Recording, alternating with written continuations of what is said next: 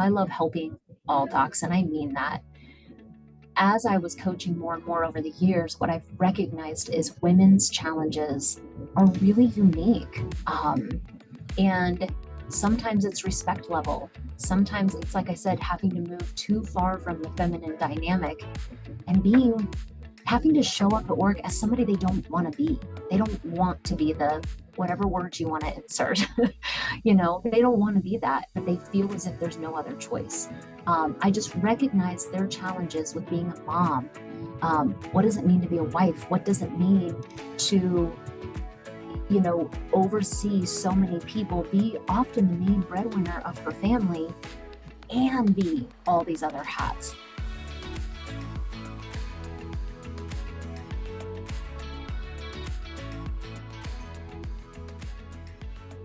Welcome to the 22nd episode of the Story Project podcast. I'm your host, Joanna Scott, and I'm so excited for this conversation with a very dear friend of mine, Dr. Summer Kassmel. Welcome, Summer.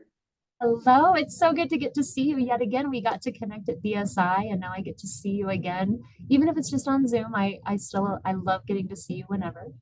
I know, same. Well, before we get into just chatting and your story and what you have going on, I want to, in case you don't know who Dr. Summer Kassmel is, I'm going to read her bio here, give you a little behind the scenes of her life. She's the owner of 2 group offices in the heart of the Rocky Mountains in Colorado.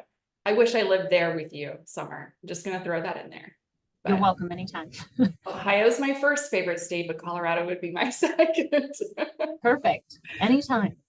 She was able to remove herself from clinical dentistry in 2014, and since then has created online training companies for front office team members and hygienists, as well as helping doctors start dental assistant schools in their own offices.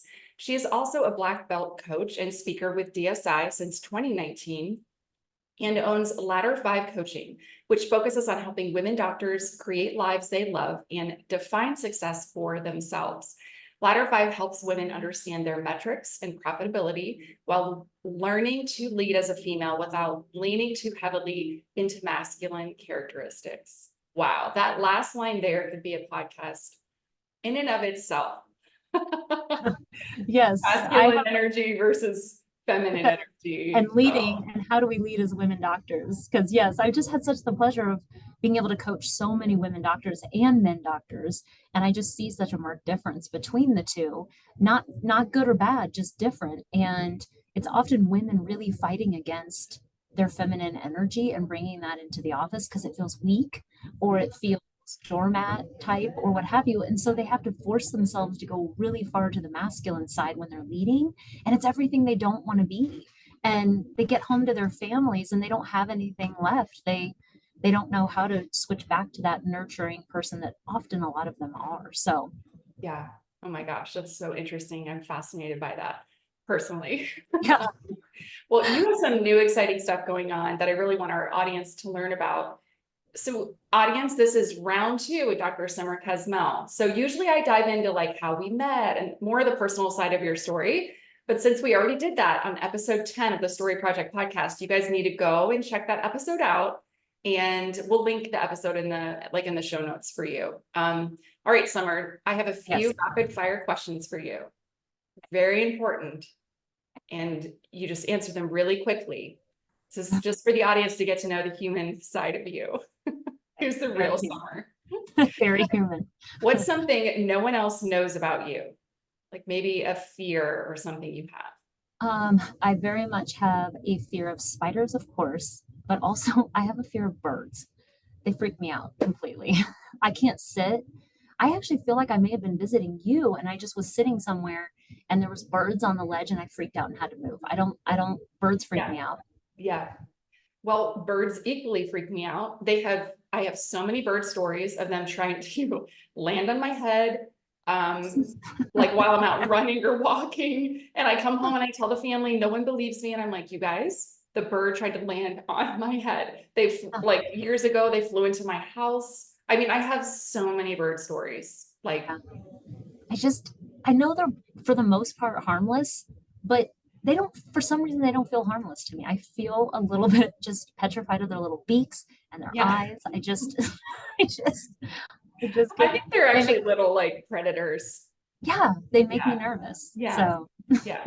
Okay. What's your favorite way to unwind after a long day? well, we were just talking about it, but I actually am one of those people who I so love being with my kids. It's like such a safe, fun space. We always have a fun time talking. I have two teenagers, and I'm here to say the teenage years can actually be awesome. I've loved them.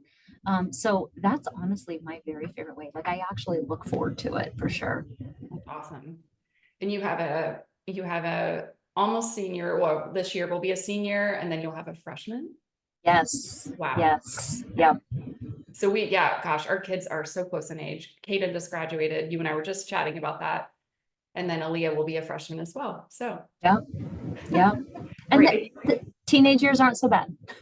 No, they're not. They're not. There's so many joys in there. A lot For of sure. conversations. I think the more we can show ourselves grace, as moms, and then show them a lot of grace, I think it just lightens up the atmosphere and anything they're going through. Absolutely. And that's probably my key advice is I'm always like, just if they're heightened, try not to go with them if you can with it. The more heightened they get, often the more calm I just try to stay and kind of be that consistent support when they're getting a little bit heightened. Wow. Really, really good pro tip, Summer. Yeah. Get heightened when they do. Okay, so if you weren't a dentist, what would you be? I feel like this may resonate with you because I was in your studio and I was like, oh, Joe's got it. But like, I love interior design of commercial spaces. I like to make commercial spaces feel like whoever owns it. I love that. That's Putting those two things incredible. together. So, Okay, yeah. Yeah. that's amazing. We were in the middle of a building project. We actually just signed on the land and closed everything yesterday. Very exciting. Exciting. Yeah. So, but yeah, now my head is very, very much all of us were just constantly looking at pictures of interior commercial spaces and, co-working spaces and offices just for inspiration. So yeah, I was actually just doing that earlier this morning and So fun. it's so fun. Yeah. Yeah. You got an incredible eye. Like, oh, your design eye is so good. Or I like it, I should say. I think it's really pretty. Thank you. Okay, well, so I want to give our audience a little background on you as a practice owner and business owner, just for anybody who doesn't have that history with you. Give us a synopsis of your journey as a practice owner. Where did it all begin? Where are you now? Well, I'll sum it up super quick because I've actually been a dentist for 22 years. And so, I got out of dental school and did the associate thing for a couple of years. And then I kind of was almost forced to either buy the practice I was in or figure out how to relocate completely. And I was pregnant with my first kiddo at that time. So I had to kind of quickly figure out, okay, I think I'll buy the practice I'm in as an associate and figure out how to run it I guess during my maternity leave or something. I don't know. So that's actually how I ended up with my very first office. It just fell into my lap. And, I spent all those years just like everybody else, learning kind of from my own mistakes, trying to learn as I go. There wasn't really podcasts and stuff like that then. So, I would read books if I could, or go to lectures, or just talk to other colleagues if I could anyway, and just kind of meandered around the best I could. And, I actually ended up, for anybody who knows my story, I actually ended up really despising the very, career that I chose. I felt like if I wasn't there, the practice wasn't going to keep going. I couldn't take vacation. I couldn't take off for sick kids. Um, it was stressful. And I didn't have a large practice at the time. I maybe had a total of 7 people. Um, it just felt like a little jail cell that I couldn't ever escape. And I've been truly praying, like, okay, God, bring me some sort of like, what do I do next? Because I was Googling at that time, what do you do if you're not going to be a dentist? Like, I'm like, do I teach? Do I learn to surf and teach surfing? Like, what do I do? You have no idea what I was starting to Google in the middle of the night. And I found the kind of the precipice of what got me to DSI was I actually found Mark through selling dental assisting schools. And that's the first thing I did is I bought a dental assisting school and started running it through my office as kind of is this something else that could almost just help income wise when the practice was closed? And I still have that dental assisting school 10 years later. But second to that, when I joined DSI, because I did end up joining, that consulting program, I started to recognize, my abilities to be able to understand the business of dentistry. And I was my hand was forced without as well that, I have hip dysplasia and was told, at one point, because I couldn't get up out of the chair, I couldn't stand, I couldn't sit, I couldn't work on patients very easily. And finally they said, you're going to have multiple surgeries and it's going to be about an 18-month window that you're not going to be able to practice dentistry. So what do you want to do? Well, luckily with the help of DSI, I was able to throw an associate in, and I did it terribly. But I was able to throw that associate in. And like I said, through the business acumen of the business of dentistry, I figured out, oh, I can run an office without the use of my own hands clinically and actually make it profitable. So I kind of doubled down once I started to recognize that that all made good sense for me and my personality and how I work. And I kept just building leadership teams, and then I would buy offices, acquire them, merge them in. And so over the years, I, ended up acquiring 4 offices and just merging them into 2 bigger locations that now have multiple doctors and, some really great leads in there. And it's allowed me to just not have to be in the chair, continue to lead teams, lead people, mentor doctors, all the stuff I like. But more than anything, I tell people the biggest thing it gave me was freedom of choice. And that sense of freedom of choice is everything, and it's made it to where if something would happen, heaven forbid, to myself or my kiddos, or they needed me, I could be there in a minute, and I could take off however I wanted and things would continue going. And that's just such a relieving feeling, because that's where that jail cell had felt, before, was that I couldn't escape it. Everything was on my shoulders. So as I've learned, unfortunately, not very gracefully did I learn it, but as I learned all those lessons, I've now been able, through my affiliation with DSI and through, what I have now found to be a recipe for developing that sense of freedom in practices.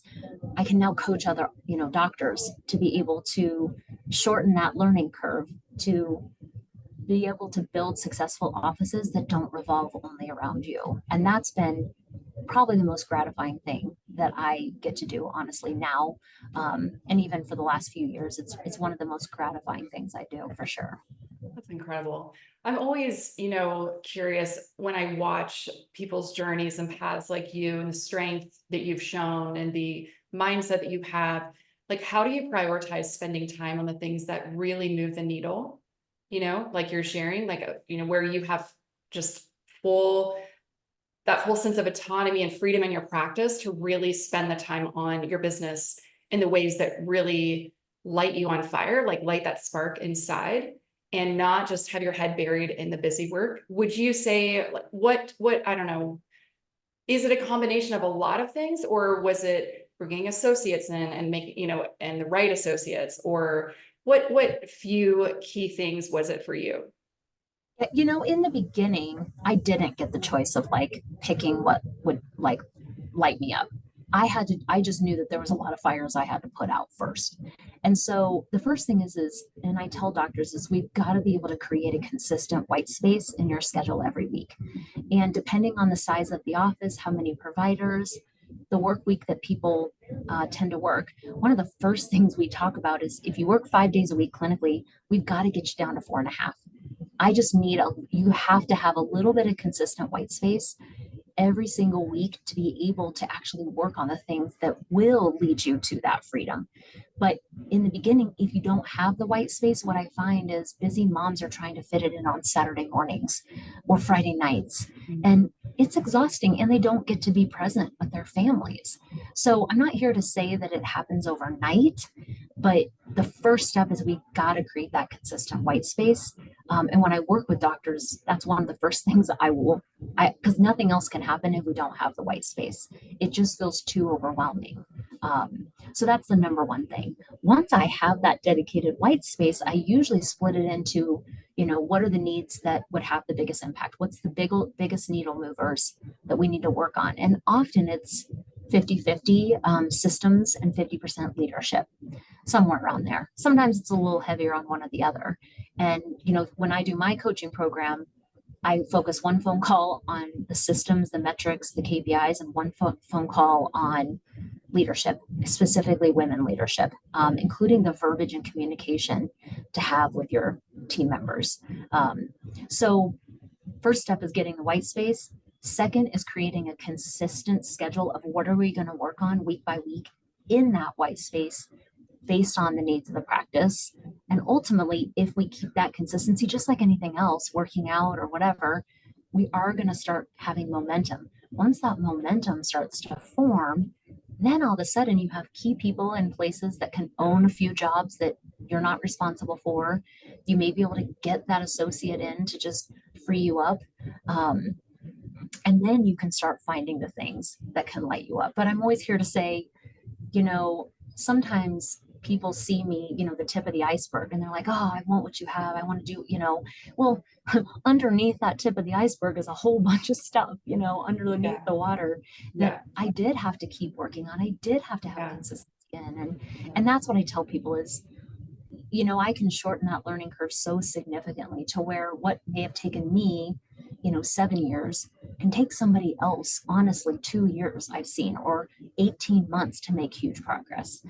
I have to say, like, I just a few years ago heard of the term white space from a coach I was working with, and it really transformed my thinking and the way that I was approaching every day and every week. And now it serves as a buffer, really, when you build it into your schedule, whether it's, you're talking about, clinically, you're only maybe in the chair 4.5 days. But I started putting white space in every day, because there's always some outside stressor, something that is unpredictable that you weren't planning on, that's going to happen, whether it's with your kids or something else, some type of fire you're going to have to put out, like, you mentioned. And if you have that there, it brings your stress level down so much, because you're not just like back to back to back. And that's super stressful to move like that from one thing to the next. And that's one thing I find with, when you're doing clinical dentistry, I remember days where I couldn't go to the bathroom. It was like a badge of honor to be like, I held it all day. I'm like, that's not a badge of honor. My hygienist and I used to have held it all day. I'm like, this is not healthy, Amy. Right. And so, I think what happens is they're so keyed up as clinical docs. I have such a heart for, you are trying to be on nonstop all day, one thing after the other, that by the time you even get a chance to have white space, they are so overwhelmed and tired. They can't, like you said, one of those just little things like a kiddo needing something at school, or you have to do a last minute errand. It just can crumble some of these people. It just feels like so much on their shoulders. So I agree, just having that built-in white space to know that you can count on it. And it's something that can be worked on. It's something that, can be planned on. You have to be careful, because often what I find is people want to sabotage it with things that don't matter, or dentists are notorious for, well, somebody broke their tooth, doctor, could you just do a same day crown? And they'll be like, yeah, just throw that in. And they'll sabotage it, and then it's gone, because it feels better just to put in that production. And I'm like, I know, but I promise you the deep work time is just it's the number one key to everything that I did. And that's what I say is, it is the key that got me out of the dental chair. Or if for people who want to stay in the dental chair, it still can give them that flexibility. But that's the number one key. And you've seen the magic of it. So yeah, absolutely. So how long have you been a black belt coach with DSI, and then being involved with that, consulting program? What really sparked your passion and interest to create something very exclusive for women practice owners? that's a great question. So, I had been with DSI since 2017, and then I became a coach in 2019. And, as kind of that first woman coach, I I think they recognized too how women just naturally gravitated towards me because women have a definite sense of feeling, usually, I won't say always, but they usually just feel more able to be vulnerable with other women, to totally be able to say, if you can do it, I can do it, or I think I can at least do it. Hey, I don't know my numbers, and I'm really embarrassed to say, like, I've been doing this for a few years and I still don't know where profitability comes from. So I think, it was recognized kind of early that the women docs, just the few women docs of DSI would kind of naturally gravitate towards, hey, can you help me? And I truly mean this. I love helping all docs, and I mean that. As I was coaching more and more over the years, what I've recognized is women's challenges are really unique. And sometimes it's respect level. Sometimes it's, like I said, having to move too far from the feminine dynamic and having to show up at work as somebody they don't want to be. They don't want to be the whatever words you want to insert. They don't want to be that, but they feel as if there's no other choice. I just recognize their challenges with being a mom.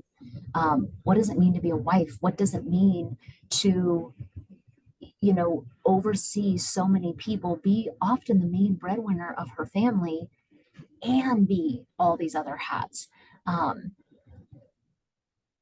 Often what I found and what I saw is they could have support at home easier. They would have somebody be able to stay at home with them.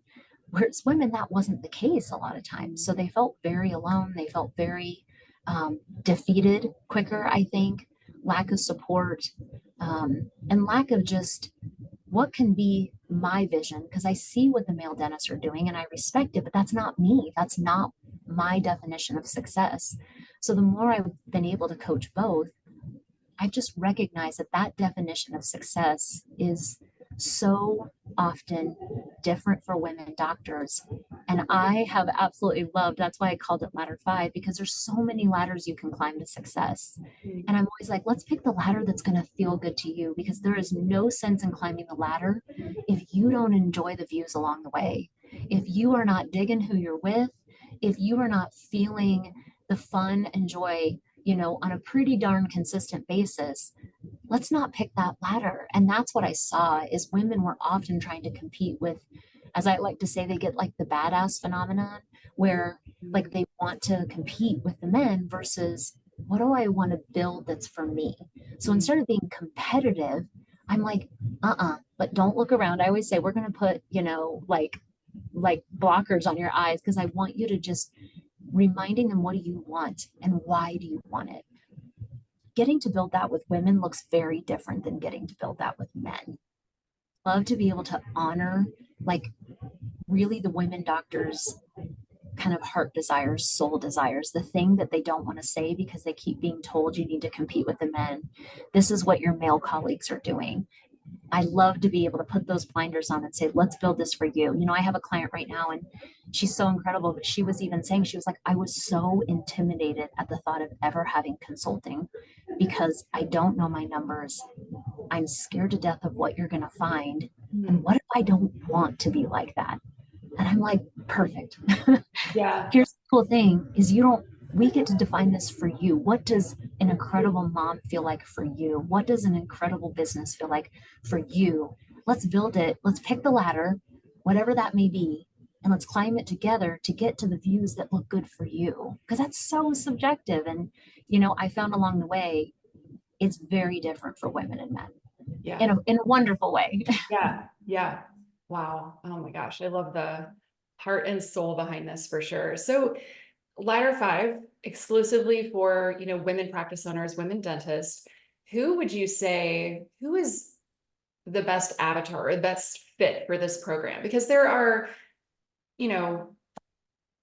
female practice owners, women dentists all over that have all kinds of different desires, dreams, personalities, styles. Who would you say is kind of the perfect fit for this coaching program? I think it's nice when women docs have had a little bit of time under their belt just to be able to figure out and that can be as an associate or as a owner, but it's nice when they've had a few a little bit of time under their belt. It's hard for me to say exactly how long, just because then they get to see what lights them up and what doesn't. What are their struggles and where are their weaknesses? Where are they strong? Where do they feel really good? That's helpful. The second thing is, I do think there has to be a true sense of humility that I don't know everything. And when I joined DSI, I was resigned to, despite being a dentist for 10 years, whatever I'm doing is not working how I'm hoping.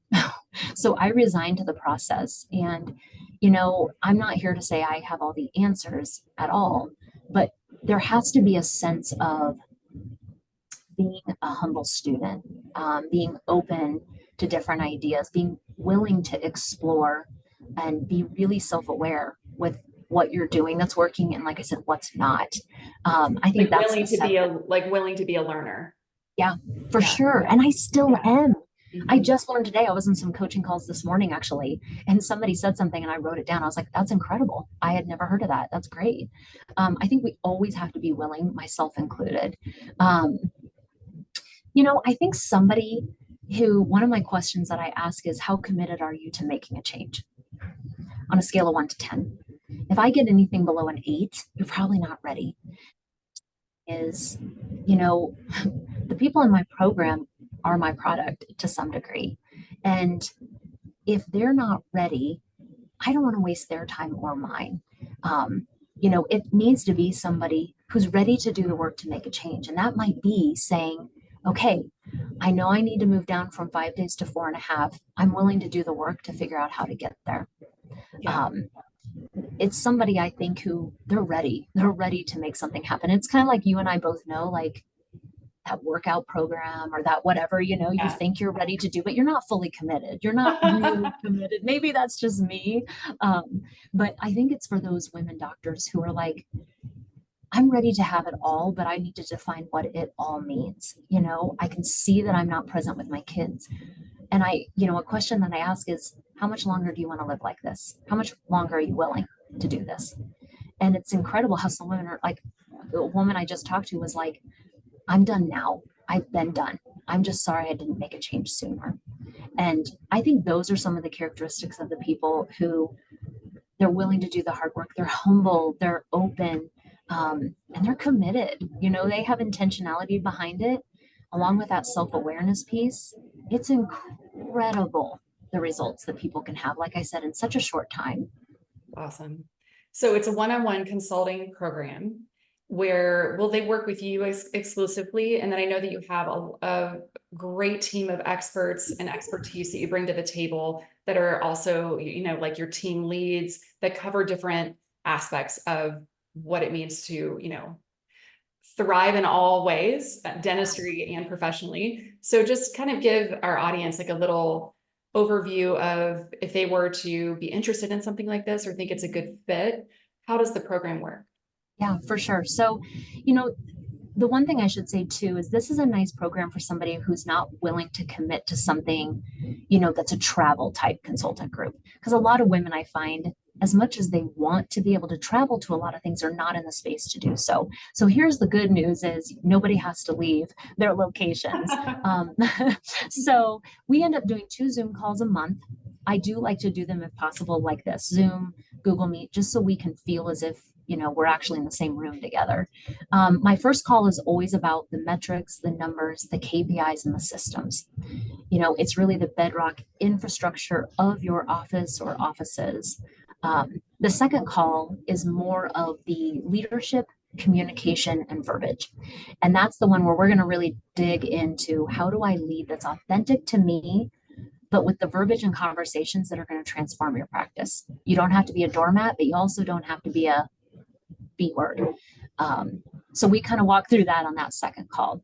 I do give everybody access to my document vault, which has, all the things you'd hope for: onboarding packets, meeting agendas, things like that, that have really helped me, that I hope people can access in the program and then definitely make their own. But, over 22 years, I've developed quite a few systems and things like that that I'm happy to share with people to use as a springboard for their own systems in their offices. That's and then awesome, by the way. My favorite thing in the world is when someone puts together a system template and you can take that and just tweak it and customize it for your own, but you at least have, you know, kind of the groundwork for it.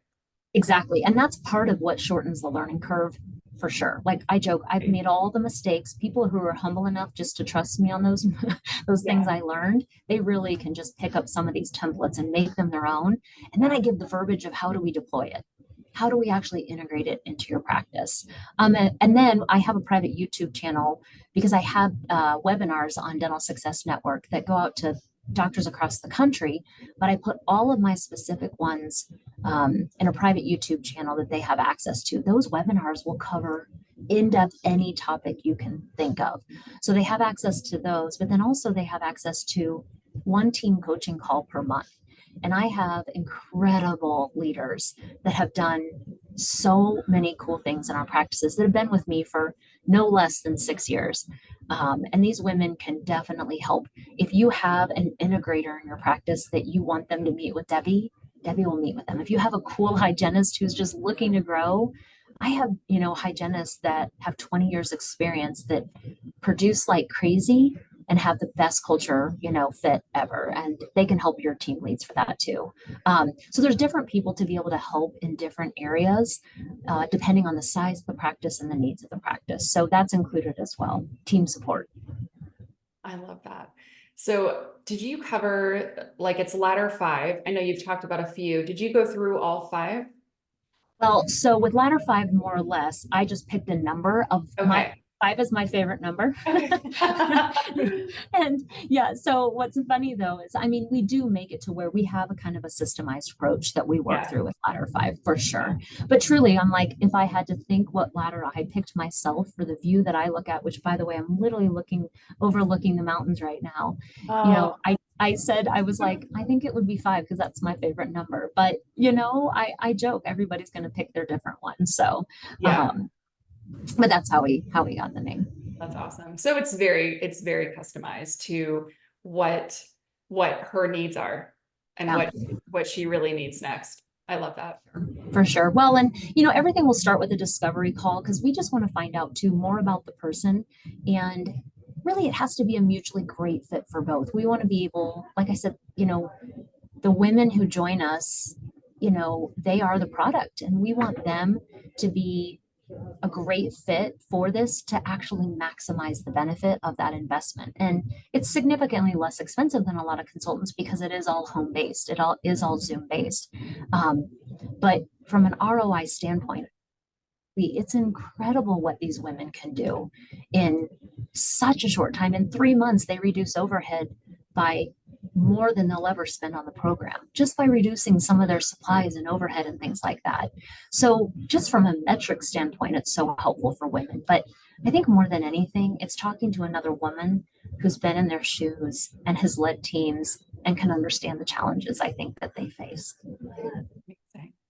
Well, I know that you are only taking like a selective, amount per year. So if women feel like this might be a good fit for them, how should they kind of get in touch with you about the program? What do you prefer? Yeah, to be honest, I actually prefer just emailing me. And it's really easy.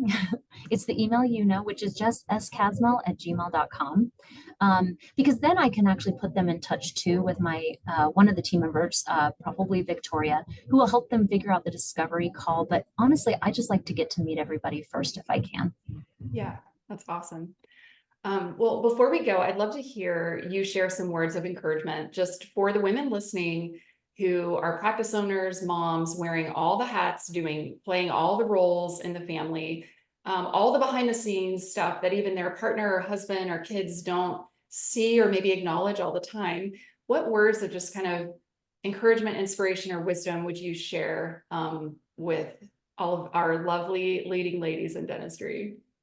Well, first, and I mean this, like I could feel it as you were saying all of that. Like I wish I could genuinely hug each one of them and tell them, you're incredible. I tell all of my closest girlfriends who were on, text strings together, I'm like, do you know how incredible you are? That's the first thing I would say. The second thing I would say is, I beg of you to have self-compassion. You are doing the best you can every day. Never doubt it.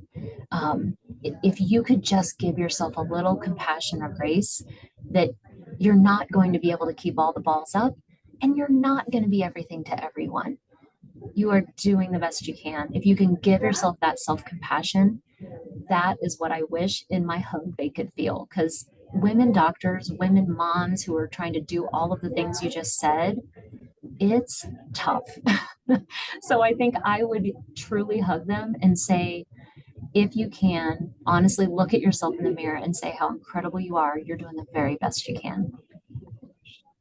You guys, if you're watching this or listening, that's Dr. Summer Kassmel. Like, that's her heart. That's how she is genuinely with anyone that she's like working with, friends with. I know that personally because I count her as a dear friend. I have to say, when you and I at the Dental Success Summit were walking through the hall, I felt like I was Summer's, like maybe like her bodyguard or something, like your bouncer. And we were just walking through, but it was just such a great testament to the relationships that you've created and the connections that are so authentic and genuine. I mean, it was a beautiful thing to see how many times you got stopped just trying to make it all the way down, to like the back room so we could chat for a bit. Well, Yeah. I will say, like, I genuinely do mean it that I look at all of those people and I wish I could spend time with every single one of them, because everybody has a story, everybody has a hurt, everybody has their triggers, everybody has the things that make them feel insecure.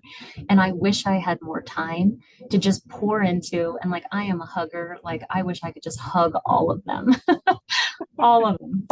I just was blessed though that I did get to spend more time with you, which same thing with you, Joe, though. I can say anything people hear on this podcast, like I've said from the very beginning, you radiate this joyful light of the same sense of just self-compassion for yourself. Yes, but which is what self-compassion is, but you radiate that towards other people. Like, you're so loving to other people and you want them to love themselves too, which I think that's just what connected our souls. I think it did. It was very organic and it's been happening over years, but it's beautiful. I appreciate our friendship and you guys. Listen, again, if you're listening or watching to this, I really want you, and you are a woman, a doctor, practice owner, and if what Summer has shared resonates with you, please reach out to her and just and see if it's something you want to explore. I love this so much because really the reason that I created this podcast and this platform was to have women in dentistry on it to talk about the resources and the ways that we can empower one another and move away from burnout and move away from lack of purpose. And so honestly, Ladder5 fits perfectly within that mission and vision for me. So thank you for being on this podcast. Yes, thank you. You truly, I mean, you are the avatar of exactly the people I love to work with. So who better to get to be on her podcast for sure. Well, huge thank you to you, Summer, and just to our audience for hanging out with us. If you are listening or watching this podcast, I only have one request from you. Subscribe to The Story Project. Leave a review if you like, or if you heard something from one of my brilliant guests that just really moved you. This podcast is for women leaders in dentistry, so feel free to share this episode with all of your lady friends in the profession. And that's it. This is a wrap. So we're going to go off and just be fearless together this week. So thank you, Summer. Thank you. So good to get to be with you.